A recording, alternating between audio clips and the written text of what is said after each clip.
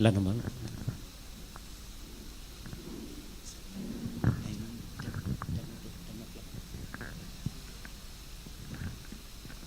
ஹல்லேலூயா. ஆண்டவரும் இரட்சகரும் மீட்பருமாகிய இயேசு கிறிஸ்துவினுடைய விலையேற பெற்ற நாமத்தினாலே உங்கள் யாவருக்கும் என் அன்பின் வாழ்த்துக்களை நான் கூறிக்கொள்கிறேன். கர்த்தருடைய நாமம் மகிமைப்படுவதாக. இந்த நாளில் விசேஷமாய் கல்வாரி ஏஜி திருச்சபையிலே வந்து தேவனுடைய வார்த்தையை பகிர்ந்து கொள்ளும்படிக்கு என் தேவன் பாராட்டின நல்ல கிருபைகளுக்காக என் தேவனை நான் உள்ளத்தின் ஆழத்திலிருந்து துதிக்கிறேன், ஸ்தோத்தரிக்கிறேன், கனம் செலுத்துகிறேன், மகிமை செலுத்துகிறேன்.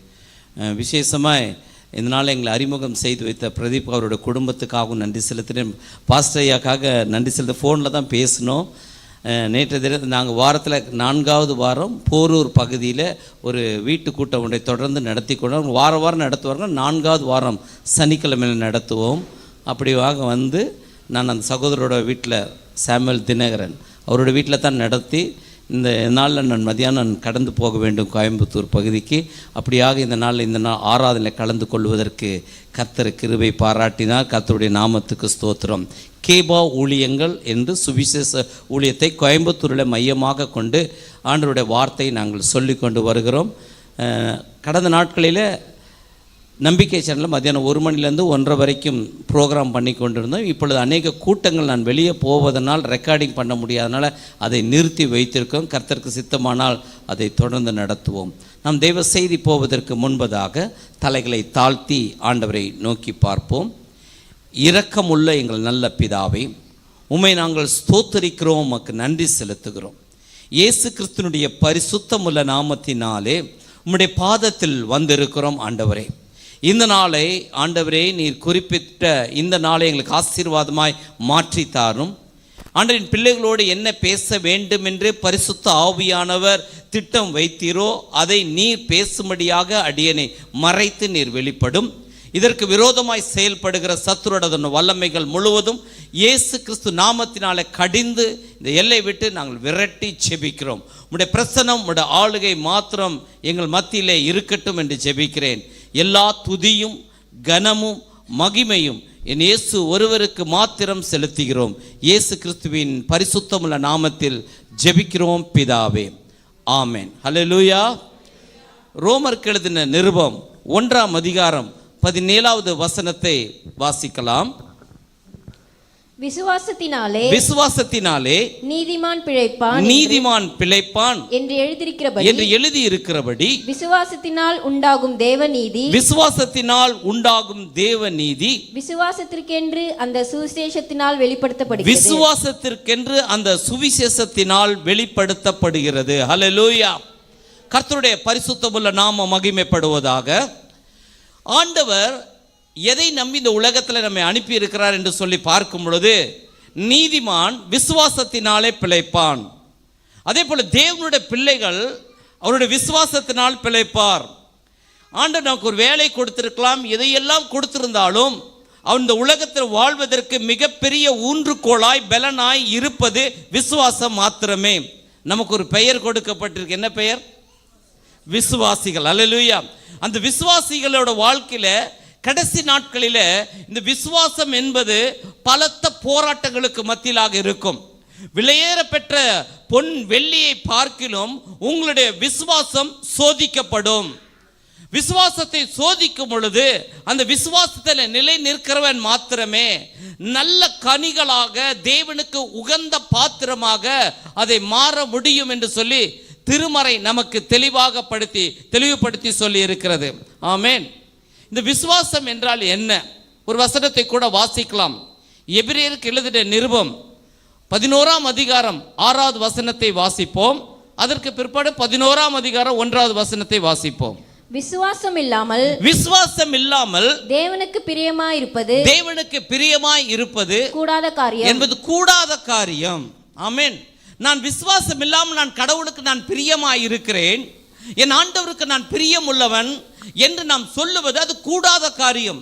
அதே 11ஆம் அதிகாரம் 1ஆம் வசனத்தை வாசிப்போம். விசுவாசமானது நம்பப்படுகிறவைகளின் உறுதியும் காணப்படாதவைகளின் நிச்சயமாய் இருக்கிறது. அதை கண்களால் பார்க்க முடியாது, ஆனால் அதன் செயலை உணர்ந்து கொள்ள முடியும், அதனுடைய பவரை அறிந்து கொள்ள முடியும். ஆமென். நான் இந்த இவருடைய பெயர் போட்ட டுனாமிஸ் என்று வந்தது. ஆமென். டுனாமிஸ் பவர், ஆண்டவருடைய வல்லமை வெளிப்படும். அது ஆண்டவர் சொல்றார், நம்மை கொண்டு தான் தேவன் வல்லமையான காரியங்களை இந்த பூமியிலே நடப்பிக்கிறார். அதற்கு என்ன தேவை என்று சொல்லி பார்க்கும்போது இந்த விசுவாசம் என்பது நமக்குள்ளாக தானாக வருவது இல்லை. அல்லேலூயா. இதை நமக்குள்ளே விசுவாசம் என்பதை ஆண்டவர் தான் வைக்கிறார். முதலாவது அதை வைத்து அதை பூரணப்படுத்துகிறார். அல்லேலூயா. அதே எபிரேயருக்கு எழுதின நிருபம் 12ஆம் அதிகாரம் 1ஆம் வசனத்தை வாசிப்போம்.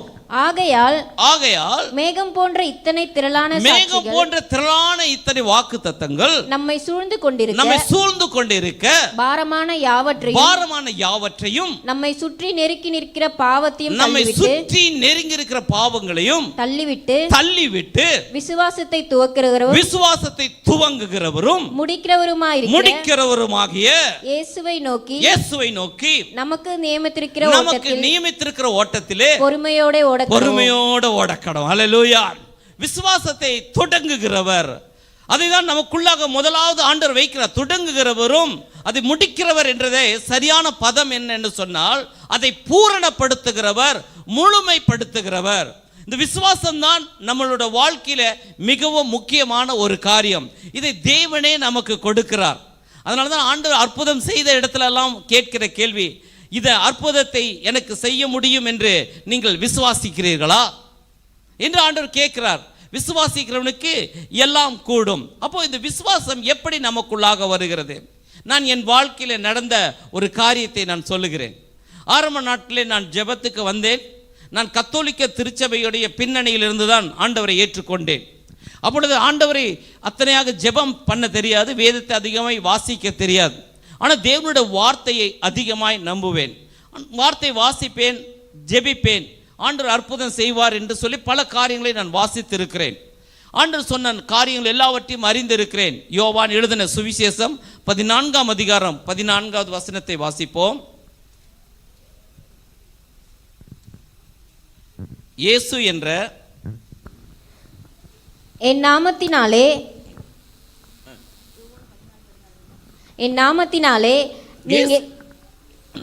இயேசு என்ற என்னுடைய நாமத்தினாலே நீங்கள் எதை கேட்டாலும் அதை நான் செய்வேன். அல்லேலூயா.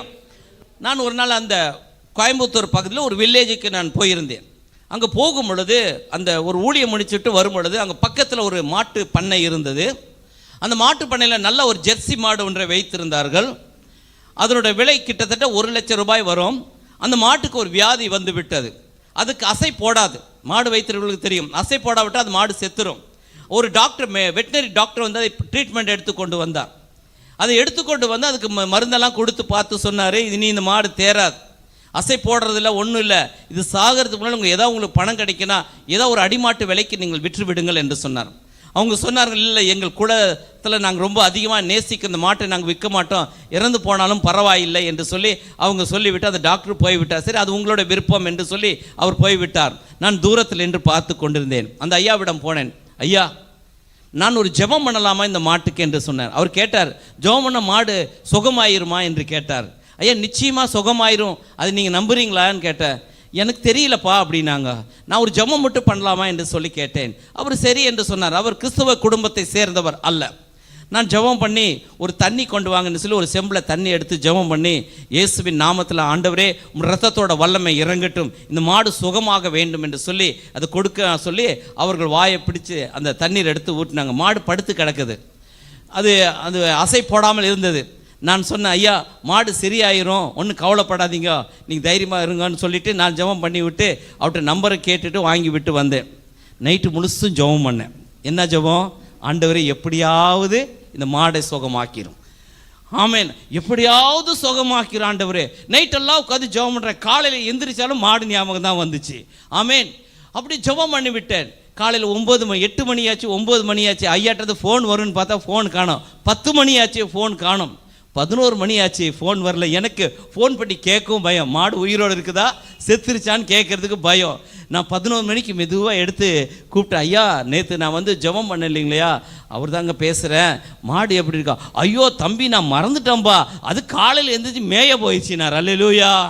அதுதான் முதல்ல ஆண்டவர் விசுவாசத்தை நமக்குள்ளாக தொடங்குகிறவர், நமக்குள்ளாக ஊற்றுகிறவர். யோவான் எழுதின சுவிசேஷம் 14 அதிகாரம் 12ஆம் வசனத்தில் இயேசு சொல்லுகிறார், மெய்யாகவே மெய்யாகவே மெய்யாகவே நான் உங்களுக்கு சொல்கிறேன், நான் என் பிதாவினிடத்தில் போகிறபடியினால் என்னை விசுவாசிக்கிறவன், இயேசு கிறிஸ்துவாகிய என்னை விசுவாசிக்கிறவன், நான் செய்கிற கிரியைகளை தானும் செய்வான், நான் செய்கிற கிரியைகளை தானும் செய்வான், இவைகளை பார்க்கிலும் பெரிய கிரியைகளும் செய்வான். அல்லேலூயா. ஆண்டவர் நமக்கு கொடுத்திருக்கிற வாக்குத்தத்தம், இவர்களை ஆண்டவர் இயேசு கிறிஸ்து செய்த அற்புதங்களை நம்மை கொண்டு செய்ய என் தேவன் வல்லமையுள்ளவராக இருக்கிறார். அல்லேலூயா. அந்த வார்த்தை சொல்லி இருக்கிறார். நான் ஒரு கிறிஸ்தவ குடும்பத்தில் ஒரு மந்திரம் ஒன்றை நாங்கள் செய்து கொண்டு வருவோம். அது எங்களுக்கு பழைய இதில் அதில் வந்து என்ன செய்வார், அதை அந்த மந்திரத்தை படித்து விட்டு அது ஒரு சக்கரம் போட்டு பிசாசு துறது, பில்லி, சூனியம், வைப்பு, ஏவல், கழுப்பு என்று சொல்லி பல காரியங்கள் எல்லாம் அது மந்திரத்தில் உண்டு. என்னுடைய 3 தலைமுறையாக அதை செய்து கொண்டு வந்தோம். என்னுடைய தாத்தா அந்த மந்திரவாதத்தில் ரொம்ப தேறினவர். அவர் தான் நேராக ஒரு குருஜியிடம் போய் படித்திருக்கிறார். என்னோட அப்பாவுக்கு சொல்லி கொடுத்தா, அதுக்கப்புறம் எங்கள் அப்பாட்டிருந்து நான் கொஞ்சம் படித்து கொண்டேன். அப்போது அவர் படித்த ஒரு காரியத்தை சொல்ல, எங்கள் தாத்தா படிக்கும் பொழுது அந்த மந்திரவாதிகிட்ட போய் அந்த குருஜிக்கு போய் என்ன செய்யணும், அந்த அவர் குருஜிக்கிட்ட அவர் கூட தங்கி இருக்கணும், அவர் சொல்கிற வேலையெல்லாம் செய்யணும், அவருக்கு எடுபடி வேலை, அவர் சொல்கிறது எல்லாவற்றையும் செய்து அவருக்கு ஒரு நம்பிக்கை வர வரைக்கும் அந்த குருஜி வந்து அந்த மந்திரத்தை எல்லாம் சொல்லித்தர மாட்டார். அப்படி அநேக சீசர்களை அவர் வைத்திருந்தார். அப்படி அவருக்கு நம்பிக்கைக்கு பாத்திரமாக என்னுடைய தாத்தா மாறின உடனே அவர் சொன்னார், நீ இப்பொழுது என் நம்பிக்கைக்கு பாத்திரமாக இருக்கிற, அதனால் நான் உனக்கு ஒன்று செய்கிறேன், நான் என் மந்திர வித்தை எல்லாவற்றையும் நான் உனக்கு சொல்லித்தர போகிறேன், அதை நோட்டிலெல்லாம் எடுத்து எழுதிக்கொள் என்று சொல்லி அதை சொல்லிக் கொடுக்க ஆரம்பித்தார். எல்லா மந்திரங்களையும் அவருக்கு சொல்லி அதை எழுதிவிட்டு, இப்பொழுது உனக்கு ஒரு பட்டம் ஒன்றை கொடுக்க, நீ மந்திரவாதத்தில் நீ செய்யலாம் என்று சொல்லி, இனிமேல் நீ இங்கே இருக்க வேண்டாம், நீ சொந்தமாக செய்யலாம் என்று சொல்லிவிட்டு வந்தார். அவர் சென்னையில் இருந்தார். அதுக்கப்புறம் தான் நீலகிரி பகுதிக்கு அவர் வந்தார். அவர் வரும்பொழுது ஒரு காரியம் கேட்டார், ஐயா நீங்கள் எனக்கு எல்லா மந்திரங்களும் சொல்லி கொடுத்துட்டீங்க, பில்லி, சூனியம், வைப்பு, ஏவல், வசியம், ஏவலை அனுப்புனா அது எல்லாம் எப்படி அனுப்ப வேண்டும் எல்லாம் சொல்லி கொடுத்தீங்க, ஒரே ஒரு மந்திரத்தை மாத்திரம் எனக்கு சொல்லி தரலையே என்று கேட்டார். அது என்ன என்று சொன்னால், ஒரு ஏவல் அனுப்பினால் அந்த ஏவலையே திருப்பி அனுப்புகிற ஒரு மந்திரம். இதை மாத்திரம் அந்த குருஜி அவருக்கு சொல்லி தரவில்லை. அவர் சொன்னார், சிரிச்சுக்கிட்டே சொன்னார், ஐயா தம்பி, நான் எல்லா மந்திரத்தையும் உனக்கு சொல்லி கொடுத்துட்டேன், ஆனால் ஒன்றே நான் வைத்திருக்கிறேன். ஏனென்றால் இதையும் நீ கற்றுக்கொண்டால் நீ எனக்கு சமமாகி விடுவாய். அப்பொழுது ஒருவேளை நானே உனக்கு ஏவலை ஏவி விட்டால் நீ என் மேலேயே திருப்பிடுவேன். அது இல்லாமல் நான் உன்னை விட கொஞ்சமாச்சும் உயர்ந்திருந்தால் தான் நான் உனக்கு குருஜியாக இருக்க முடியும், இல்லை என்றால் நீ எனக்கு சீடனாகத்தான் இருக்க முடியும். அதனால் அந்த ஒரு மந்திரத்தை நான் உனக்கு சொல்லவில்லை என்று சொன்னார். ஆனால் என் குருஜி என்ன சொல்லுகிறார், ஒருவன் என்னை விசுவாசித்தால் நான் செய்கிற அற்புதங்களையும் செய்வான், அதற்கு மேலான அற்புதங்களை செய்வார். இவரே நம்முடைய ஆண்டவர். அல்லேலூயா. நம்மை விட உயர்ந்த இடத்துல, மேன்மையான இடத்துல வைத்து நம்மை பார்க்க வேண்டும் என்று ஆசைப்படுகிறவர், ஒரு தகப்பனை போல. ஆமென். அது மேலான அன்பு, அந்த அக்கறை. அவர் நினைக்கிறார், செய்ததை காட்டிலும் அதை என் வேதத்தில் பார்க்கும்போது ஆண்டவர் அப்படியே செய்து கொண்டு வருகிறார். பேதுருவோட வாழ்க்கை, இயேசு கிறிஸ்துவின் வஸ்திரத்தை தொட்ட மனிதன் சுகமானார். ஆனால் பேதுரு நடந்து போகையிலே நிழல் பட்ட மனிதர்கள் சுகமானார். அல்லேலூயா. ஆமென். கர்த்தருடைய நாமத்துக்கு ஸ்தோத்திரமும் மகிமையும் உண்டாவதாக. என்ன லாஜிக் ஒண்ணுமே புரியல. இதுக்கு தேவை விசுவாசம். இதை கண்களால் பார்க்க முடியாது, ஆனால் இதை செயல்படுத்த பார்க்க முடியும். கர்த்தருடைய நாமத்துக்கு ஸ்தோத்திரம்.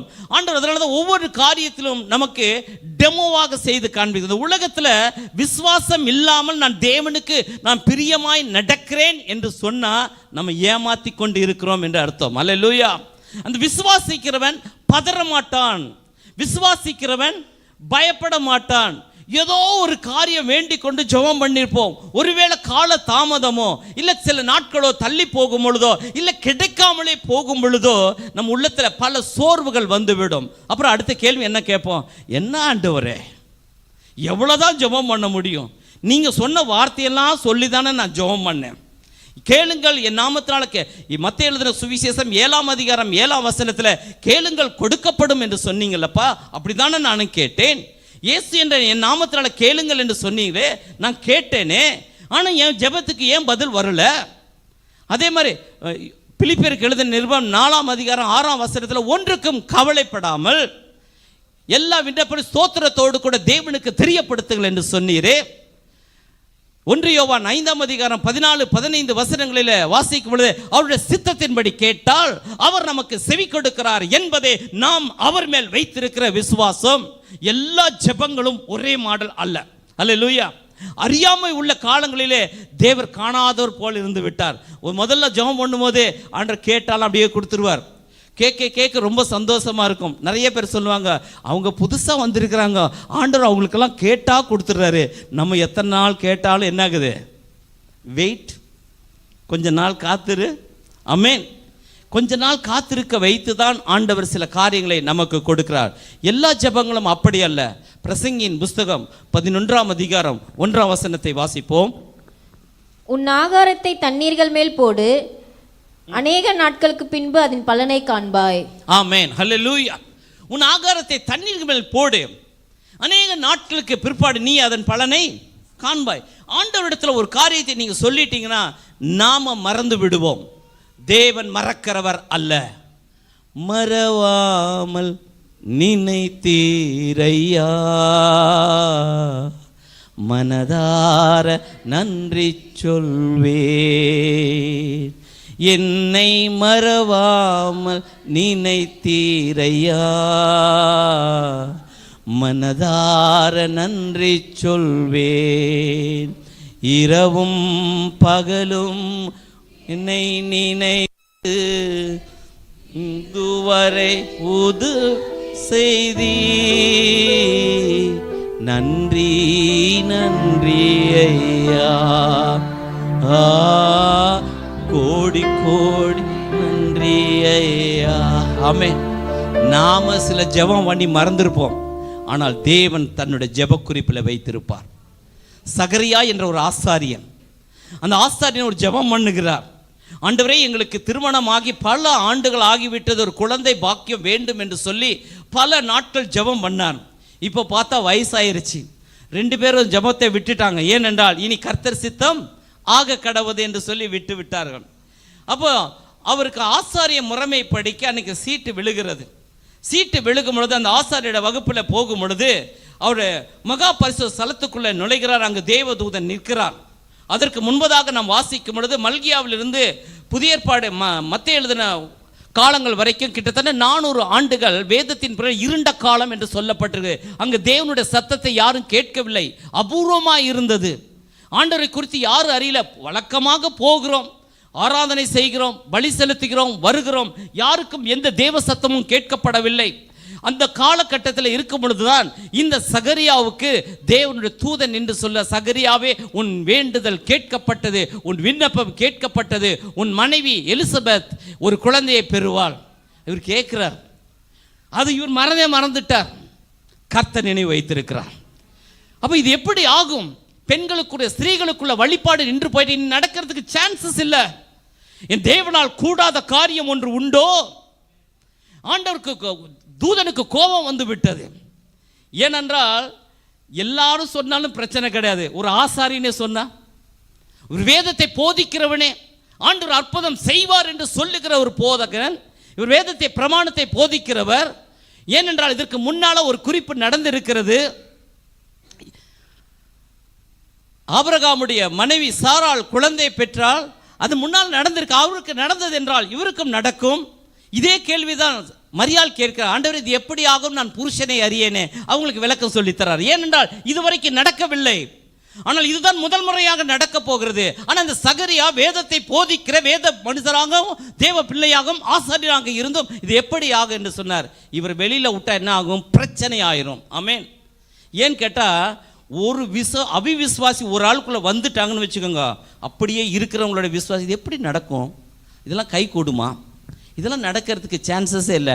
டாக்டர்ஸ் இப்படி தானே சர்டிஃபிகேட் கொடுத்துட்டாங்க. இப்படி தான் நடக்கும், இனியெல்லாம் இதெல்லாம் நடக்குமா என்று சொல்லி இருக்கிறவங்க எல்லாம் என்ன செஞ்சிருவாங்க, இருக்கிற விசுவாசத்தை அப்படியே போக்கடிச்சிருவாங்க. அதுவும் ஆசாரியன்னு சொல்லிட்டு அதை விட வம்பா போயிடும். ஆண்டவர் பார்த்தார், நீ பேசாம ஊமையாயிர். ஆமென். நிறைய காரியம் பேசாமல் தான் நிறைய சக்ஸஸ் ஆகலாம். இந்த வாயினாலேயே தான் நம்ம வாழ்க்கையில் நிறையா பிரச்சனை சந்திக்கிறோம். கோபத்தில் பேசுவோம், எரிச்சலில் பேசுவோம், ஏதோ ஒன்று பேசுனா அப்படியே ஒரு எரிச்சல் வந்துடும். ஒரு நாள் நான் தமிழ்நாடு அரசாங்கத்தில் கூட்டுறவுத்துறையில் நான் வேலை செய்து வேலையை ரிசைன் பண்ணி விட்டு தான் அந்த ஊழியத்துக்கு வந்தேன். 25 ஆண்டுகளாக கர்த்தருடைய நாமத்துக்கு ஊழியம் செய்து வருகிறேன். ஆரம்ப நாட்டில் வேலை செஞ்சு நல்ல வருமானம்லாம் இருந்துச்சு. இங்கே ஊழியத்துக்கு வந்தால் இங்கே யாரும் எல்லாம் நிறைய கேள்வி கேட்குறாங்க. அங்கே எவனும் கேட்க மாட்டான். நம்ம மிரட்டினா பயப்படுறான். இங்கே வந்து எல்லாரும் கேட்குறாங்க, ஒவ்வொருத்தராக கேட்குறாங்க. என்கிட்ட ஒருத்தர் கேட்டார், என்னய்யா? நான் கேட்டேன், என்ன ஊழியக்காரன் எல்லாத்துக்கும் இழிச்சவாயினா எல்லாம் கேள்வி கேட்குறீங்க அப்படின்னு சொல்லி ஒரு நாள் சண்டை வந்து ஒருத்தர் கூட கோவம் வந்துச்சு. அவங்க பேசுனாங்க, நீ ஊழியக்காரன்ப்பா, பொறுமையாக, ஊழியக்காரன் சும்மா இருக்கணுமா அப்படின்னு கோவம் வந்துருச்சு. அப்புறம் ஒரு சின்ன சண்டையும் வந்துச்சு. பெல்ட்டை கழட்டி நின்றுட்டேன். பழைய புத்தி போகலையே. அல்லேலூயா. புதுசாக பிறந்துட்டேன், ஆனால் பழைய மனுஷன் அப்படியே உள்ளே இருக்கிறான். பெல்ட்டை கட்டி நின்றுட்டேன். அவங்க கூப்பிட்டு சொல்கிறாங்க, நீ ஊழியக்காரன்ப்பா, என்ன இப்படி செய்கிறேன்னாங்க. நான் ஊழியக்காரனாவது ஒன்று, அது அப்புறம் பார்க்கல, நான் ஊழியக்காரன் இல்லை ஒன்றும் இல்லைன்ட்டேன். ஒரு கோபத்தில் சொல்லிட்டேன், அவ்வளோதான். ஆண்டவர் அப்படியே மெதுவாக விட்டுட்டார். கடைசியில் பார்த்தா ஃபுட்பால் ஆன் மாதிரி ஆகுது. யார் எடுத்தாலும் அடிக்கிறாங்க, எந்த காலில் உழுதாலும் அடி உழுகுது. ஆண்டுட்டு ஓடுறேன், அப்பா நான் ஊழியக்காரன் ஆண்டவரே, ஊழியக்காரன் ஆண்டவரே. போகிறவங்களெல்லாம் நான் ஊழியக்காரன் ஊழியக்காரன். இப்போ நான் சொல்லிக்கிட்டே இருக்கிறேன், அப்பா நான் ஊழியக்காரன் தெரியாமல் சொல்லிட்டேன் மன்னிப்பு கேட்டு அப்புறம் ஜெபம் பண்ணி தான் போராடி இந்த ஊழியத்தை பெற்றுக்கொண்டேன். அல்லேலூயா. ஆமென். அப்புறம் கிருபையாய் மாற்றினார். அல்லேலூயா. அப்படி தேவன் நம்மை உருவாக்குவதற்கு இந்த மாதிரி கோபத்தில், எரிச்சல்ல அதெல்லாம் நமக்கு நடக்குமா? நீங்கள் நினைக்கிறீங்க அந்த வார்த்தையில் தான் எல்லாமே இருக்குது. நம்ம பேசுகிற வார்த்தையில் தான். வனாந்திரத்தில் எங்களை எதுக்கு கொண்டு வரணும்? எகிப்தில் சவக்கிடங்கு இல்லைன்னு தான் வனாந்திரத்தில் கொண்டு வந்தீங்களா? இந்த வார்த்தையின் நிமித்தமாக அந்த எகிப்திலேருந்து வந்தவங்க அத்தனை பேருமே வனாந்திரத்தில் இறந்து போனாங்க. அவங்க சந்ததி தான் கானானுக்குள்ளே பிரவேசித்தார்கள். வார்த்தையில தான் தேவன் அதிகாரத்தை வைத்திருக்கிறார். உன் நாவில தேவன் அதிகாரத்தை வைத்திருக்கிறார். அவர் சொல்ல ஆகும், அவர் கட்டளையிட அது நிற்கும். அதை தான் தேவன் நமக்கு கொடுத்திருக்கிறார். யாக்கோபின் நிருபம் 5ஆம் அதிகாரம் 17, 18, 19 வசனங்களிலே வாசிக்கும் பொழுது, எலியா என்பவன் நம்மை போல பாடுள்ள மனுஷனாய் இருந்தும் கருத்தோடு ஜெபம் பண்ணினான். 3.5 வருடம் மழை வராது என்று சொல்லி ஆகாப் ராஜாக்கு முன்பதாக அவன் சொல்லுகிறான். ஒரு அரசாங்கத்தை எதிர்த்து பேசுகிற ஒரு தைரியம் ஒரு தீர்க்கதரிசிக்கு உண்டு. எதற்கும் பெண்ட் ஆகாத ஒரு தேவ மனுஷர். அவர் சொல்றார், நான் என் வார்த்தையின்படியே அன்றி 3 வருஷம் 6 மாதம் மழை வராது. மறுபடியும் ஜெபம் பண்ணினான், மழை வந்தது. அல்லேலூயா. அது யாக்கோபு எழுதும்போது தன் நிருபத்தில் எழுதுகிறார், எலியா என்பவர் ஒரு தீர்க்கதரிசி, ஆனால் அவர் எழுதுகிறார் நம்மை போலவே பாடுள்ள ஒரு மனுஷன், பயந்தாங்கோலி. அல்லேலூயா. பயந்தாங்கோலி, பயப்படுகிற மனுஷர். அவன் ராஜாவுக்கு முன்பதாக அவ்வளோ பெரிய வார்த்தை சொல்லுகிறார். அது எதற்கு என்று சொன்னால், நமக்காக தேவன் அந்த நிருபத்தை எழுதி வைத்திருக்கிறார். எலியாவோட தேவன் நம்முடைய தேவன். எலியாவின் இந்த வாயிலிருந்து புறப்பட்ட வார்த்தை போல உன் வார்த்தை அக்கினியாய் இருக்க வேண்டும். அது வல்லமையாய் மாற வேண்டும்.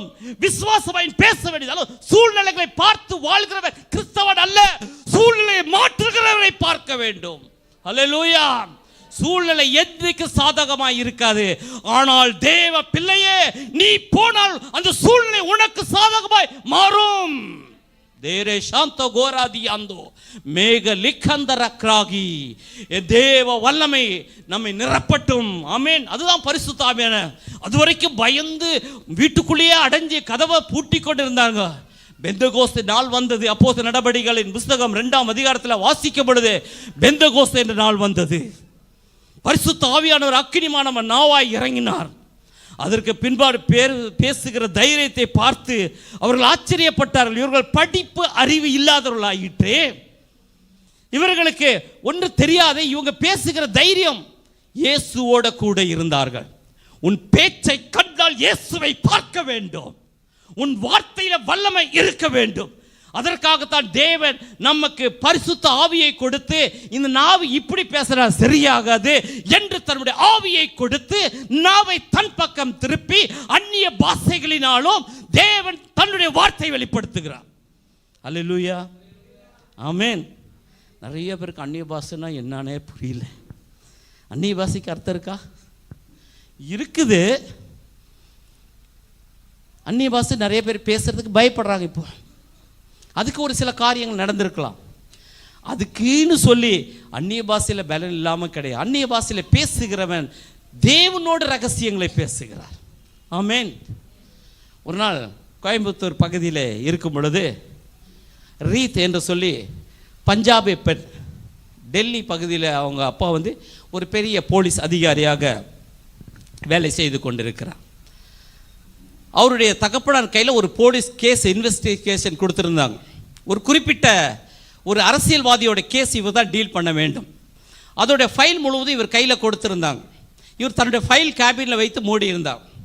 என்ன நடந்தது என்று சொன்னால், அந்த ஃபைல் மிஸ் ஆயிடுச்சு, ஃபைல் காணாமல் போயிடுச்சு. உடனே அங்கே இருக்கிறவங்க எல்லாம் கூப்பிட்டு சொல்லிட்டாங்க, உன் கையில் கொடுத்த விட்ட பொறுப்பை நீ வந்து அந்த குற்றவாளியை தப்ப வைப்பதற்கு ஏதுவாக இருந்தாய், அதனால் உன்னோட வேலையே தூக்கி விடுவாங்க, உன்னை அரெஸ்ட் பண்ணி உள்ளே போட்டுருவாங்க என்று சொல்லும் பொழுது அவர் குறிப்பிட்ட நாட்கள் உனக்கு டைம் தருகிறேன் என்று சொன்னார். அப்பொழுது அவர் வந்து அந்த அவங்களுக்கு தெரிந்த ஒரு மந்திரவாதி, ஒரு பூஜையில் நடக்கிற ஒரு மந்திரவாதியை கூப்பிட்டு அவங்க வீட்டில் யாகம் பூஜை எல்லாம் நடத்தி அந்த ஃபைல் எங்கே இருக்குது அதை கண்டுபிடிக்க வேண்டும், அதனால் இல்லைன்னா என்னோட வேலையே போயிடும் என்று சொல்லி அந்த வீட்டில் ஒரு பூஜை நடத்தினார். ஆமென். கர்த்தருடைய பரிசுத்த நாமத்துக்கு தவிர கர்த்தருடைய நாமம் மகிமைப்படுவதாக. தேவனாலே அன்றி பரம ரகசியங்களை ஒருவராலும் வெளிப்படுத்த முடியாது. அல்லேலூயா. மந்திரவாதிகளாலும் சூனியக்காரர்களாலும் வெளிப்படுத்த முடியாத காரியத்தை தேவனுடைய ஆவியை பெற்ற தானியேலை தேவன் வெளிப்படுத்தினார். ஆமென். அந்த வார்த்தை சொல்லி பார்த்து சொன்னார், வந்துருங்க கிடைச்சிரும் சொல்லி அவர் ஒரு தொகையை வாங்கி கொண்டு போய்விட்டார். அப்பொழுது இந்த அவரோடு கூட ஐடி கம்பெனியில் வேலை செய்திருந்தவர் தான் இந்த காரியத்தை சொன்னீங்க, ஜெபத்தில் வந்து கேளுங்களேன், ஜெபத்தில் வந்தால் கிடைச்சிருமா, இயேசு சுவாமிக்கு அதெல்லாம் தெரியுமா? நான் சொன்னேன், வானத்தையும் பூமியும் படைத்த சர்வ வல்லமையுள்ள ஆண்டவர், நாம் இடைவிடாமல் ஆராதிக்கிற ஆண்டவர், சகலவற்றை உண்டாக்கினவர். அல்லேலூயா, அல்லேலூயா. அவங்க வந்தாங்க, சொன்னாங்க, எல்லாம் பேசுனாங்க. அவங்க சில காரியங்கள் எல்லாம் சொல்லிட்டு இந்த மாதிரி ஃபைல் மிஸ் ஆயிடுச்சு, இன்னொரு ப்ராப்ளமும் சொல்லி 2 காரியங்களுக்காக ஜெபிக்க வந்திருக்கிறேன் என்று சொன்னார். நானும் அவளோடு கூட சொல்லி ஜெபம் பண்ணேன்.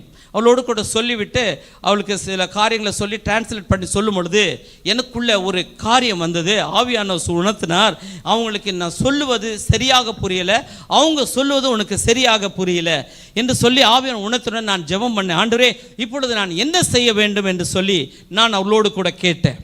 அவன் ஆண்டவர்கிட்ட கேட்கும்போது ஆண்டவர் சொன்னார், நீ அவளோடு கூட பேசு என்று சொன்னார். அல்லேலூயா. அப்படி சொன்ன நான் என்ன ஆண்டவரே பேசணும் சொல்லி ஜெபம் பண்ணிவிட்டு நான் பேச ஆரம்பித்தேன். அத்தனை நாள் நான் பேசுகிற அந்நிய பாஷைகளும் பற்பல பாஷைகளும் இன்றைக்கு வித்தியாசமாய் செயல்பட ஆரம்பித்தது. அன்றைக்கு பேசுகிற வார்த்தை ஒவ்வொன்றும் இந்தியும் பஞ்சாபியும் கலந்து ஆவியான பேச ஆரம்பித்தார். சொல்லிட்டு அவங்க இங்கிலீஷில் yes brother, that's why file is blue colour, yes அப்படின்னாங்க. நான் என்ன சொல்கிறேன் எனக்கு தெரியல, அவங்க சொல்லி தான் கேட்குறேன். அப்படி நானும் ஆச்சரியமாக பார்த்தேன், என்னையும் பயன்படுத்துவாரா? தள்ளப்பட்ட கல் நான் எடுத்து நிறுத்தினீரே, உண்மை உள்ளவன் என்று கருதி ஊழியம் தந்தீரையா, நன்றி நன்றி ராஜா, நன்றி இயேசு ராஜா. ஆமா, அப்போதான் அவங்க சொன்னாங்க, ப்ளூ கலர் ஃபைல், ஆமாம் கேம்பின்லேருந்து மிஸ் ஆயிடுச்சு சொல்லிட்டு ஆண்டவர் சொல்கிறார், வித்தின் 7 days 7 நாளில் சேம் கேபினில் அந்த ஃபைல் இருக்கும். அதெல்லாம் தேடிட்டு அவங்க அப்பாட்ட கூப்பிட்டு சொன்னார். அப்புறம் உன் வீட்டுக்குள்ளாக கதவுக்கு பின்னால் நீ வைத்திருக்கிற ஒரு பையில் அந்த மந்திரவாதி கொடுத்த ஒரு காரியம் இருக்குது, அதை தூக்கி வெளியில் போடு என்று சொல்லும்போது அவங்க ஃபோன் பண்ணி கேட்குற அவங்க அப்பாட்ட, ஆமாம் அந்த இவன் வந்து மந்திரவாதம் பண்ணிவிட்டு வீட்டில் வைத்து போயிருக்கான், அவன் சொன்னால் கிடைக்கும், அந்த ஆள் கொண்டு வந்த ஆள் ரத்தம் கக்கி கொண்டு வந்து கொடுப்பான் அப்படின்னு சொல்லியிருக்கார். ஆமென், அல்லேலூயா. அவன் சொல்லிட்டு போயிட்டான். அதான் சொன்னார், இங்கே ஒருத்தர் ஜெபம் பண்ணார், ப்ரேயர் பண்ணார், அதை எடுத்து போடுங்கன்னா அவங்க உடனே அங்கேருந்து எடுத்து போட்டாங்க. அந்த ஃபைல் முழுசு அந்த கேபின் எல்லாம் தேடிட்டாங்க, எல்லாரும் வச்சு தேடிட்டாங்க, கிடைக்கல. 7வது நாள் பார்த்தா ஃபைல் அதே இடத்துல இருக்குது. அல்லேலூயா. ஆமென். கூடுமே, எல்லாம் கூடுமே உம்மாலே,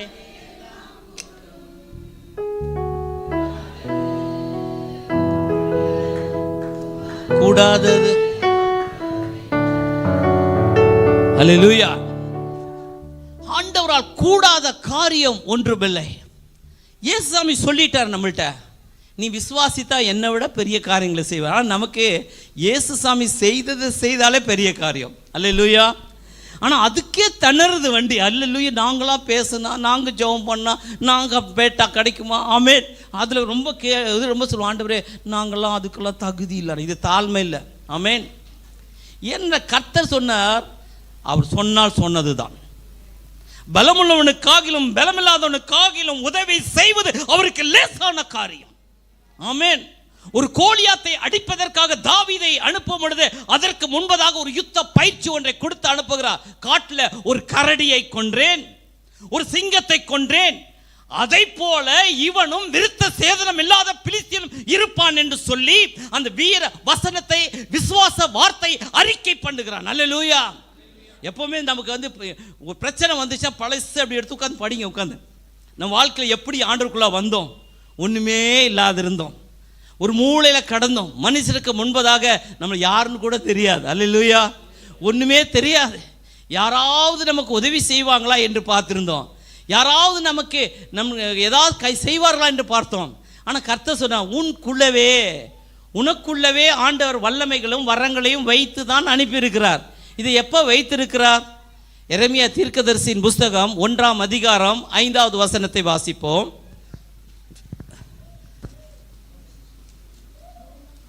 தாயின் கருவிலே நான் உன்னை தாயின் வயிற்றில் உருவாக்கும் முன்னே உன்னை அறிந்தேன் அப்படின்னு என்ன அர்த்தம்? உன்னை யாருன்னு எனக்கு ஃபுல் ஹிஸ்டரியே தெரியும். நம்ம என்னமோ இன்னைக்கு ரசிக்கப்பட்டு ஆண்டவருக்குள்ள வந்து இன்னைக்கு தான் என்னமோ வந்து ஆண்டவரேன்னு நினைக்கிறோம். நம்மளுடைய ஹோல் ஹிஸ்டரியே தெரியும். அவர் நேற்றும் இன்றும் என்று மாறாது. வாசிங்க. நீ கர்ப்பத்திலிருந்து வெளிப்படும் முன்னே நான் உன்னை பரிசுத்தம் பண்ணி உன்னை ஜாதிகளுக்கு தீர்க்கதரிசியாக அபிஷேகம் பண்ணி. அல்லேலூயா.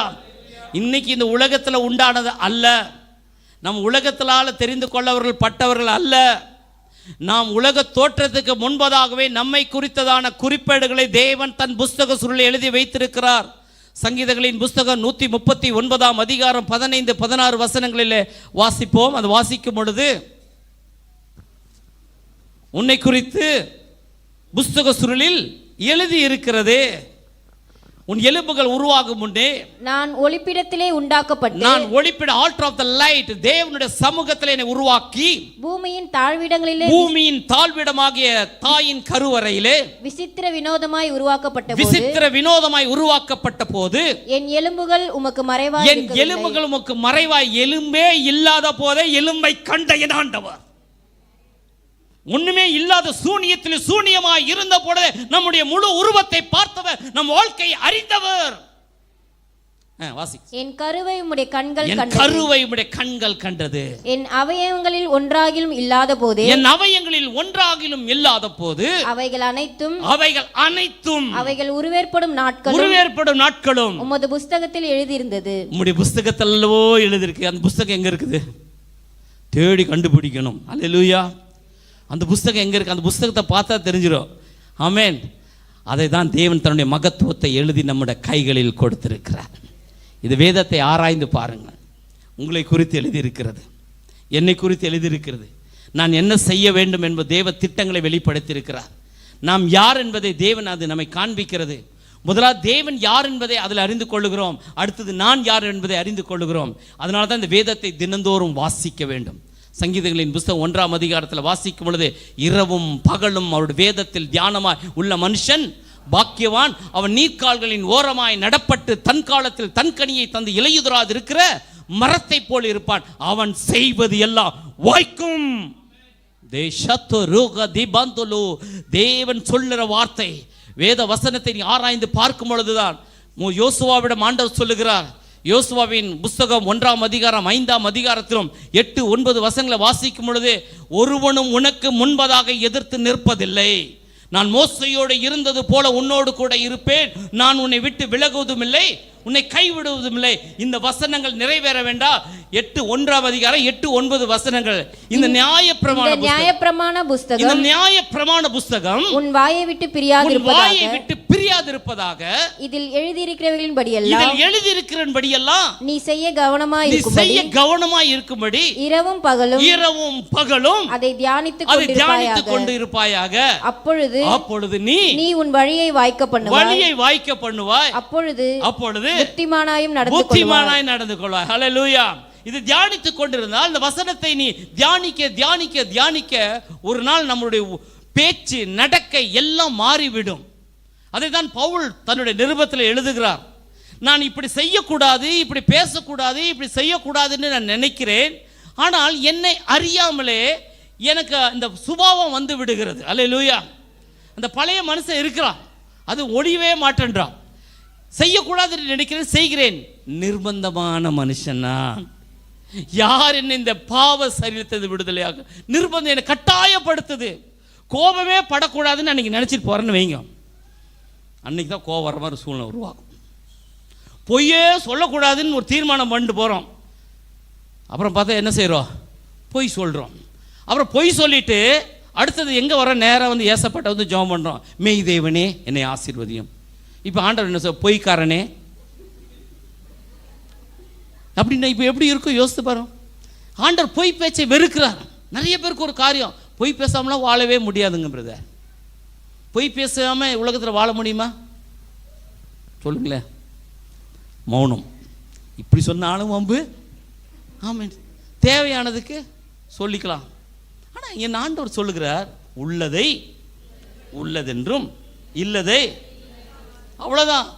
இதுக்கு மீறின பிரமாணமே கிடையாது. நீ இதை சொல்லி பாருங்க, என்னதான் நடக்கும்? ஒன்றும் நடக்க போகாது. ஏன்னா ஏசாமி சொன்னவர் வந்து சர்வ வல்லமை உள்ளவர்ல. நீ உண்மை பேசுனா உன்னை காப்பாற்றுவேன்ட்டார்.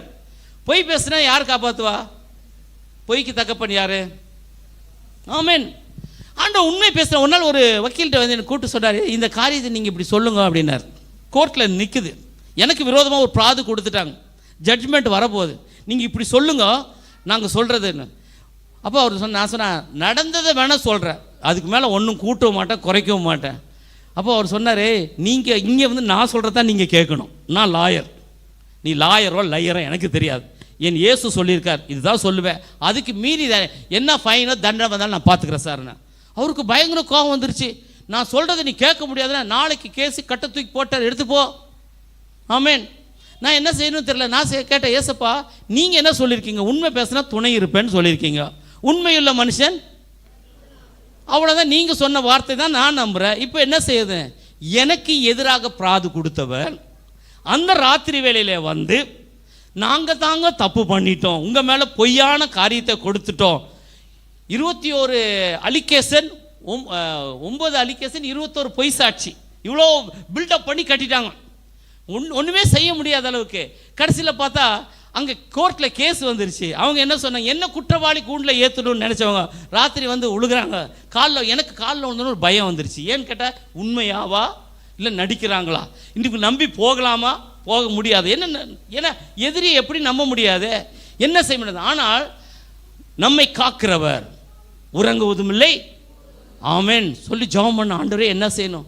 நான் சொன்னேன், அப்படின்னா நீங்கள் பாருங்கள், இந்த கேஸ்க்கு நீங்கள் தான் ஒரு வழி பண்ணுனேன், நீங்கள் ஒன்றும் கவலைப்படாது. ராத்திரி வேலையிலே அவங்களே ஒரு வக்கீலை கொண்டு போய் பார்த்து அவங்களே பேசி அங்கே சொல்லிட்டாங்க, அவர் மேலே குற்றச்சாட்டினை அங்கெல்லாம் சொல்லக்கூடாது, ஏறு கூண்டலண்டாங்க.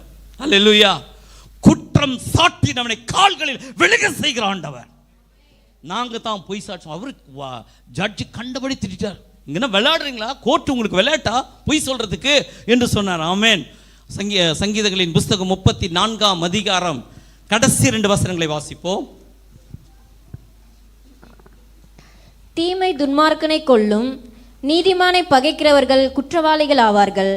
கர்த்தர் தமது ஊழியக்காரரின் ஆத்துமாவை மீட்டுக் கொள்ளுகிறார். நீதிமானை பகைக்கிறவர்கள் குற்றவாளி ஆவார்கள். ஆமென். அப்புறம் அடுத்த வசனம், கர்த்தர் தமது ஊழியக்காரரின் ஆத்துமாவை மீட்டுக் கொள்கிறார். அவரை நம்புகிற ஒருவன் மேலும் குற்றம் சுமராது. ஒருவன் மேலும் குற்றம் சுமராது. அன்பு தேவனுடைய பிள்ளையே, இயேசுவோட ரத்தம் பாவத்தை மட்டும் கிடையாது, சாபத்தை நீக்கிறது மட்டும் கிடையாது, நம் வாழ்நாள் முழுவதும் நம்மை நடத்தி செல்ல வல்லவர். இந்த தேவன் என்றென்றைக்கும் உள்ள சதா காலங்கள் நம்முடைய தேவன். மரண பரியந்தம் நம்மை நடத்துவார். ஆனால் அந்த விசுவாசத்தை சோதித்த பின்பு தான் ஆண்டவர் நம்மகிட்ட அது உறுதிப்படுத்துவார். இந்த விசுவாசத்தில் வருகிற சோதனை ஜெயிக்கிறதுக்கு தான் ரொம்ப பாடுபடும் பிசாசு. ஏன்னு கேட்டால் லூக்கா எழுதின சுவிசேஷம் 18ஆம் அதிகாரம் 8வது வசனம்.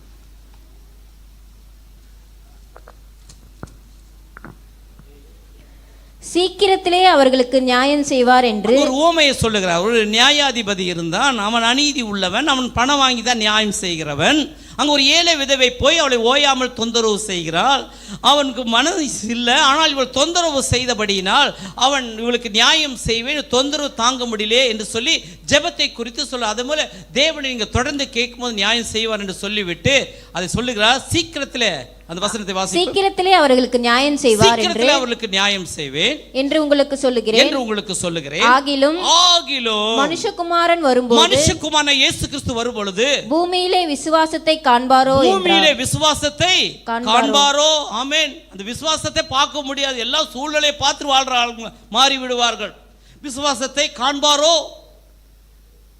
யோவான் எழுதின சுவிசேஷம் 10ஆம் அதிகாரம் 10ஆம் வசனத்தில் திருடன் திருடவும் கொல்லவும் அழிக்கவும் வருகிறானே அன்றி வேறே ஒன்றுக்கு வரான். திருடன் வந்து விசுவாசிட்டு என்ன திருட வரான்னு நினைக்கிறீங்க? நம்மள்ட்ட இருக்கிற என்ன திருட வருவான்? நம்மள்ட்ட இருக்க பணம் பொருள் எல்லாமே அவனுக்கு தேவை கிடையாது. அல்ல, நம்மளோட பெருசாக வச்சு அவன் சொல்ல இயேசுக்கா சொல்கிறான், நீ என் பாதங்களில் விழுந்து வணங்கினால் இவை எல்லாம் எனக்கு கையளிக்கப்பட்டு நான் உமக்கு தருகிறேன். ஆமேன். உங்கள் விசுவாசம்தான் விலையேற பெற்ற உண்டு, அதை காத்துக்கொள்ளணும். அதனால ஆண்டவர் சொல்ல, உங்கள் விசுவாசத்தை காத்துக்கொள்ளும். விசுவாசத்துக்கு போராட்டம் வரும், சூழ்நிலை மாறும், பிரச்சனை மாறும், எல்லாம் எதிரடையாக மாறும். இது போடலன்னா கிடைக்காது, இப்படி சொல்லனா கிடைக்காது, நீ ஒரே ஒரு காரியம் சொல்லிடு. அது கிறிஸ்தவங்களுக்கு ரொம்ப அழகாக சொல்லுவாங்க. கிறிஸ்தவங்களுக்கு பிரச்சனையே இல்லைங்க. 6 நாள் பாவம் செய்யலாம், 7வது நாள் பாவ சங்கீதம். நம்ம கேத்தலிக்கில் போய் பாவ சங்கீதம், நான் சாமி நான் போய் சொல்லிட்டேன், அவரும் பாவம் 3 பரலோகத்து மன்னோம் ஒரு அருள் மாதிரியே சொல்லிடு, அவரும் சொல்லிடுவார். நானும் வந்து சொல்லிட்டேன், நானும் பாவம் மன்னிச்சுன்னு நானும் போயிடுவேன், அவரும் மன்னிச்சிட்டேன்னு அவரும் போயிடுவார். ஆக மொத்தம் பாவம் மன்னிக்கவே இல்லை. உன் பாவம் உன் வீட்டு வாசற்படியிலே படுத்திருக்கும், தெரியல, மனஸ்தாபப்படலை சொல்லிட்டு அடுத்த வாரமும் ஒரு 4 பாவத்தை ரெடியாக வச்சுருப்போம், பிரிண்டட் மாதிரி. அந்த 4 பாவத்தை சொல்ல, அதை அவரை நம்பி சொல்ல முடியாது, அது ஒரு பிரச்சனை இருக்குது. அல்லேலூயா. அவர் நம்பி சொன்னால் அதை விட பிரச்சனை என்னன்னு கேட்டால், இருக்கிற உண்மையை சொன்னால் கடைசியில் சாமியார் அங்கே போய் நிற்கிறார். அல்லேலூயா. சில சூழ்நிலைகள், ஆனால் கர்த்தர் சொல்றார், நீ மனஸ்தாபப்பட்டு தேவ சமூகத்தில் மன்னிப்பு கேட்டு தன் பாவத்தை மறைக்கிறவன் வாழ்வடைய மாட்டான், அறிக்கை செய்து விட்டு விடுகிறவனோ இரக்கத்தை பெறுவான். ஆமென். ஆண்டவரிடத்தில் இரக்கத்தை பெற்று, ஆனால் இனி பாவம் செய்யாதே. ஆமென். நானும் உன்னை தண்டிக்கவில்லை.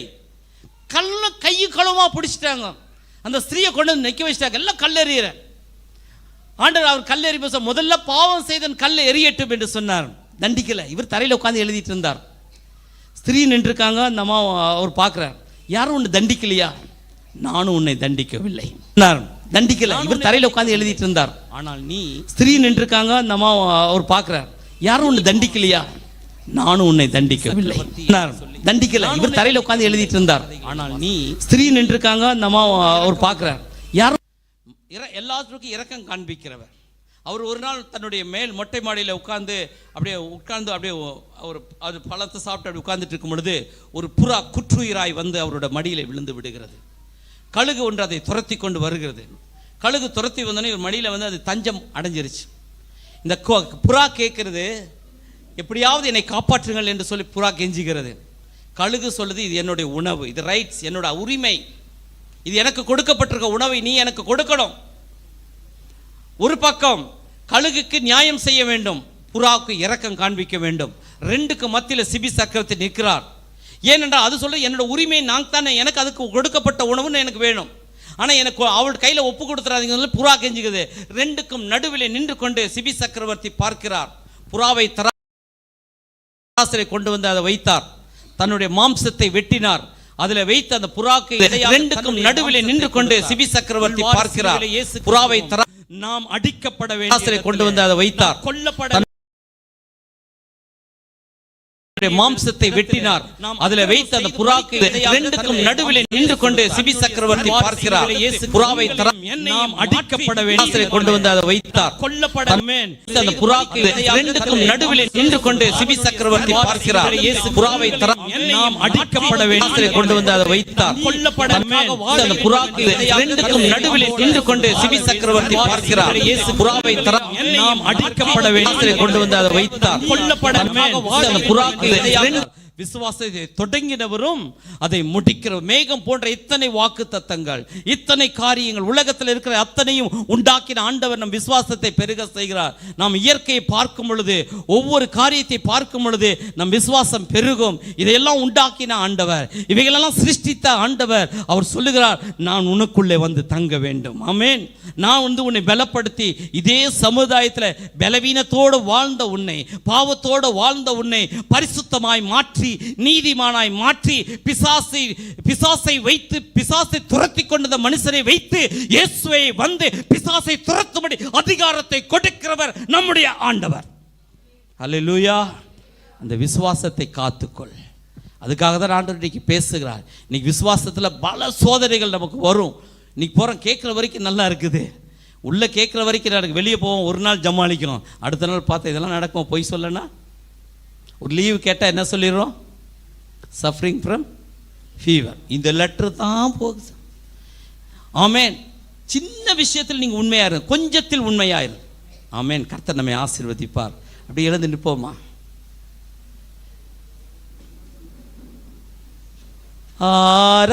ஆராதனை ஆராதனை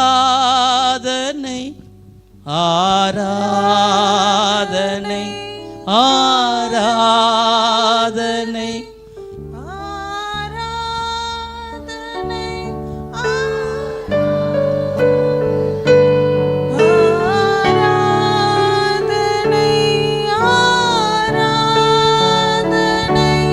அன்பர் இயேசுராஜனுக்கே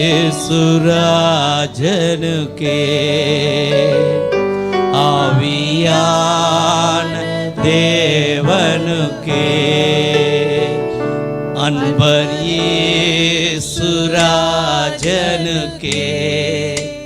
ஆவியான தேவனுக்கே, உந்தன் ஏக்கம் விருப்பமெல்லாம் என் இதய துடிப்பாக மாற்றும். உந்தன் ஏக்கம் விருப்பமெல்லாம் என் இதய துடிப்பாக மாற்றும். என் ஜீவ நாட்கள் எல்லாம் ஜெபமே எழுதோ.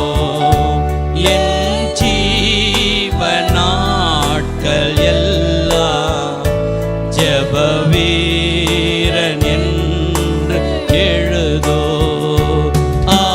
ஆராதனை ஆராதனை ஆராதனை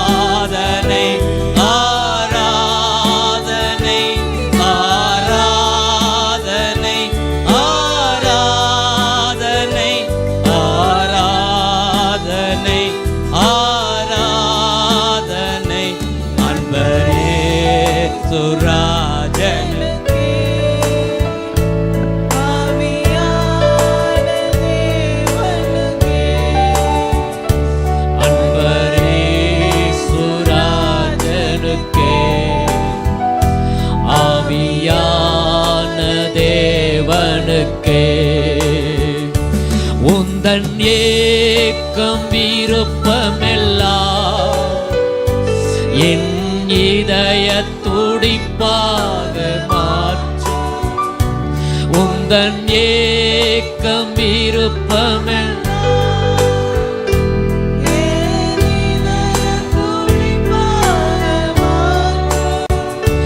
என் ஜீவ நாட்களெல்லாம் ஜெப வீரன், என் ஜீவ நாட்களெல்லாம் ஜெப வீரன் என்று ஏழு. கைகளை உயர்த்தி ஆராதிக்கிறோம் ஆண்டவரே. இயேசுவே உம்மை நாங்கள் உயர்த்துகிறோம். என் நாமத்தை பிரஸ்தாபப்படுத்துகிற எந்த ஸ்தானத்திலும் நான் இறங்கி வந்து ஆசீர்வதிப்பேன் சொன்ன ஆண்டவர், இந்த இடத்துல நாங்கள் ஆராதிக்கிறோம். உம்முடைய மகிமையின் பிரசன்னம் இருப்பதற்காக ஸ்தோத்திரிக்கிறோம். கர்த்தர் ஒவ்வொருவரையும் தொடுவீராக, வியாதிகள் மாறுவதாக, அற்புதங்கள் நடப்பதாக, தடைகளை கர்த்தர் உடைப்பீராக, ஆச்சரியமான காரியங்களை கர்த்தர் செய்வீராக. நாங்கள் விசுவாசத்தில் முன்னேறி செல்ல ஆண்டவர் அற்புதங்கள் நடப்பதாக, தடைகளை கர்த்தர் உடைப்பீராக, விசுவாசத்தோடு ஆச்சரியமான காரியங்களை கர்த்தர் செய்வீராக. நாங்கள் ஒவ்வொருவரை ஆசீர்வதிங்க. தடைகள் விலகும்படியாக, எல்லா பிரச்சனைகளை கர்த்தர் மாற்றும்படியாக, வியாதிகள் மாறும்படியாக, இன்றைக்கு ஒரு அற்புதத்தை கர்த்தர் செய்யும்படியாக ஜெபம் பண்ணுகிறோம். ஆராதனை ரபகத ரபஷிகலபகர. ஓ ஆராதனை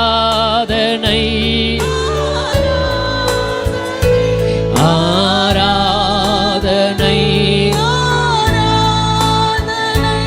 அன்பரே சுராஜனமே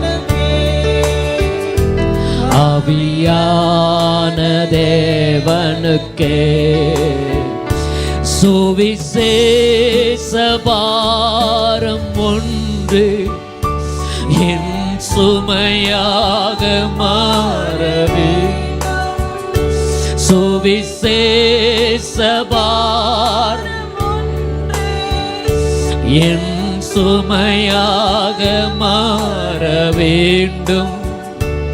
என் தேச எல்லையெங்கும் உம் நாமம் சொல்ல வேண்டும். என் தேச எல்லையெங்கும்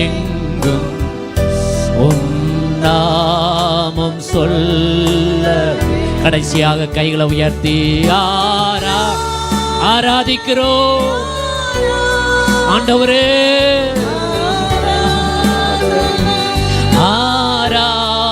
ஆராதனையா ஆவியானவரே. ரபகதே ரமா சிவரபா. ஆவியானவரே நீங்க தொடுவீராக. ஆவியானவரே பரேசுராஜ் ஆவியான தேவனுக்கே. எல்லாரும் கைகளை தட்டி கர்த்தர் நாமத்தை மகிமைப்படுத்துவோம். இயேசுவே உமக்கு நன்றி ஆண்டவரே. நமக்கு சுவிசேஷத்தை இந்த பகுதியிலே சொல்ல வேண்டும். அதுதான் நம்முடைய பாரமாய் மாற வேண்டும். நெகேமியாவுக்கு எருசலேமை விட்டு பாபிலோன் தேசத்தில் இருக்கும்போது, அவன் எருசலேமுடைய அலங்கம் இடிப்பட்டது என்று கேள்விப்பட்ட போது அவன் அழுதான். சில நாள் துக்கித்தான், தூக்கமில்லை. எருசலேமை குறித்த பாரம் அவனுக்கு நெருக்கினது. அதே எருசலேமுக்குள்ள இருக்கிற ஆசாரிகள் இருந்திருப்பார்கள், எத்தனை பெரிய பிரபுக்கள் இருந்திருப்பார்கள், அவர்களுக்கு அந்த பாரம் இல்லை. தூரத்தில் இருந்த நெகேமியாவுக்கு அந்த பாரம் வந்தது. பாரம் இருக்கிறவர்களை கர்த்தர் பயன்படுத்தினார். பாரம் இருக்கிறவர்களை கர்த்தர் எருசலேமுக்கு கர்த்தர் கொண்டு வந்தார். அந்த நெகேமியாவை கொண்டு எருசலேமுடைய அலங்கத்தை கர்த்தர் கட்டி முடித்தார். யாருக்கு பாரம் இருக்கிறதோ கர்த்தர் அவர்களை பயன்படுத்துவார். எதை குறித்த பாரம் இருக்கிறதோ அந்த காரியத்தில் கர்த்தர் பயன்படுத்துவார். தேவ பிள்ளையே பயப்படாது. நம்முடைய பாரம் சுவிசேஷம் சொல்ல வேண்டும். இந்த பகுதியிலே இயேசுவை குறித்து சொல்ல வேண்டும். இந்த பகுதியில் ஆயிரக்கணக்கான லட்சக்கணக்கான ஜனங்கள் இருக்கிறார்களே, இவர்களுக்கு யார் இயேசுவை பற்றி சொல்லுவது? நீங்கள் நானும். அதற்குத்தான் சபையை கர்த்தர் வைத்திருக்கிறார். ஆண்டவரை இறக்க செய்வீராக, உம்முடைய நாமத்தை மகிமைப்படுத்துவீராக. உம்முடைய கிருபை தாங்கும்படியாக ஜெபம் பண்ணுகிறோம். எங்கள் மத்தியிலே உம்முடைய வார்த்தையை கொண்டு வந்த ஆண்டவரே உம்முடைய ஊழியக்காரருக்காக ஸ்தோத்திரிக்கிறோம். ஆண்டவரே உமக்கு நன்றி அப்பா. அவரை ஆசீர்வதிங்க, உங்க குடும்பத்தை ஆசீர்வதியும். ஆண்டவரே அவருடைய தரிசனத்தை நிறைவேற்றும். ஆண்டவரே அரசாங்க வேலையை விட்டு வந்து ஆண்டவர் உமக்காக லாபமாய் இருக்கிறதெல்லாம் விட்டு வந்ததை அறிந்திருக்கிறீர். எல்லா தேவைகளையும் கர்த்தர் சந்திப்பீராக, கர்த்தர் பயன்படுத்துவீராக. நீர் அவரோடு கூட இருக்கிறீர் என்பதை ஆண்டவரை மற்றவர்கள் அறிந்து கொள்ளும்படியாக, அங்கீகரிக்கும்படியாக கர்த்தர் பெரிய காரியங்களை செய்யும்படியாக ஜெபம் பண்ணுகிறோம். அவர் போகிற இடத்துல கர்த்தருடைய வல்லமை புறப்படுவதாக, அவர் சொல்லக்கூடிய வார்த்தைகளிலே வல்லமை வெளிப்படுவதாக. கர்த்தர் பலத்த பயங்கர காரியங்களை செய்வீராக. ஓ உமக்கு நன்றி ஆண்டவரே. பயன்படுத்துங்க. அவரோடு கூட வந்திருக்கிற பிரதர் ஆசீர்வதியும். அவருடைய வீட்டை திறந்து கொடுத்து ஜெபம் நடத்துவதற்கு திறந்து கொடுத்ததுக்காக ஸ்தோத்திரம். அதுக்குரிய ஆசீர்வாத நன்மையை தாரும். பெரிய காரியங்களை செய்யும். இயேசுவின் நாமத்தில் ஆண்டவரை வேண்டிக் கொள்கிறோம் நல்ல பிதாவே. ஆமென் ஆமென். 2 நிமிஷத்துல முடிச்சிடலாம். இந்த ஆராதனை முடிஞ்ச 3வது ஆராதனை முடிஞ்ச பிறகு நமக்கு 12:30 மணிக்கு மெகா பைபிள் குயிஸ் எக்ஸாம் வந்து இங்கே இந்த இடத்துல நடக்கும். அதனால் நீங்கள் என்ன செய்யுங்க, எல்லாம் முன்னாடியே நம்ம யாராரு முன்னாடியெல்லாம் பேர் கொடுத்து அதுக்கு முன்னாடியே படிக்க வச்சுருவோம். இதை என்ன செய்வோம், அதனால் எல்லோரும் உண்மையோட தான் இருக்கும், டிக் பண்ணுறது தான். அதனால் நீங்கள் என்ன செய்யுங்க, எல்லோரும் எழுத கேட்குறோம். 40 பேருக்கு என்ன செய்யணும், நம்ம அதுக்கு அந்த கொஸ்டின் பேப்பர்லாம் ஸ்தாபனத்துலேருந்து, நம்முடைய அசம்பிளி ஸ்தாபனத்துலேருந்து தமிழ்நாடு ஃபுல்லாக எல்லா சர்ச்சிலையும் எழுதுகிறாங்க. அதனால் 3வது ஆராதனை முடிஞ்ச பிறகு நீங்கள் எழுத கேட்குறோம். அப்படி வீட்டுக்கு பக்கத்தில் இருக்கவங்க போயிட்டு வாங்க. ஆண்டு உங்களை ஆசீர்வதிப்பாராக. ஒரு குழந்தை பிரதிஷ்டை இருக்கிறது, நாம் ஜெபம் பண்ணுவோம். ஆண்டவர் பிள்ளைகளை ஆண்டவர் தான் தருகிறார். பிள்ளைகள் கர்த்தரால் வரும் சுதந்திரம் என்று சொல்லி நாம் பார்க்கிறோம். அருமையான பிரதர் சதீஷ் பிரேமா அவங்களுக்கு கிருபையாய் பிரசில்லாங்கிற குழந்தையை கர்த்தர் கொடுத்திருக்கிறார். இந்த குழந்தையை ஆசீர்வதிக்கணும். ஆண்டவர் குழந்தை இல்லாதவங்களுக்கு ஆண்டவர் குழந்தையை தருவார். இன்றைக்கு நம்ம ஆண்டவருடைய வார்த்தையை கேட்டோம். விசுவாசமாக இருங்க, அவிசுவாசமாக பேசாதீங்க. ஆண்டவர் அன்றைக்கு சகரியாவை கர்த்தர் நினைத்தார். எலிசபெத்தை நினைத்த ஆண்டவர் உங்களை நினைப்பார். உண்மையுள்ளவர்களை கர்த்தர் கைவிட்டுற மாட்டார், வெட்கப்படுத்திட மாட்டார். இந்த வேலையில் அருமையான குழந்தைக்காக ஜெபம் பண்ணி நாம இந்த குழந்தையை நான் பிரதிஷ்டை பண்ணுவோம். ஆண்டவர் இரக்கம் செய்வாராக. இதை பண்ணி வச்சிருங்க. மேலே வாங்க. நம்ம எல்லாரும் கைகளை உயர்த்தி இந்த